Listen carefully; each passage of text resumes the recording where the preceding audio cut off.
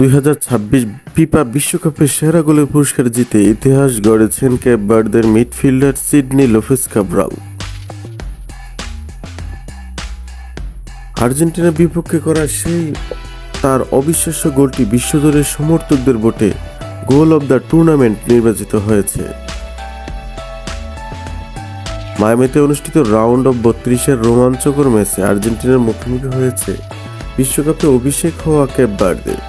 অতিরিক্ত সময়ে দূরপাল্লার দুর্দান্ত বাঁকানো শটে আর্জেন্টিনার গোলরক্ষককে পরাস্ত করে ম্যাচে 2-2 সমতা ফেরান লোপেজ কাব্রাল। শেষ পর্যন্ত আর্জেন্টিনা 3-2 ব্যবধানে ম্যাচটি জিতে নিলেও কাব্রালের সেই অনবদ্য গোলটি বিশ্বকাপের অন্যতম স্মরণীয় মুহূর্ত হয়ে ওঠে।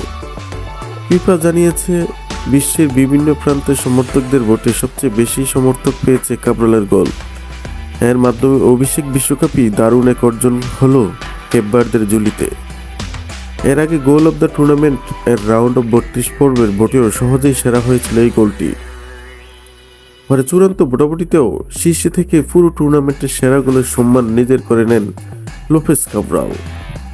এই পুরস্কারের মাধ্যমে নিজেদের প্রথম বিশ্বকাপ অভিযানকে আরও স্মরণীয় করে রাখল কেপ ভার্দে।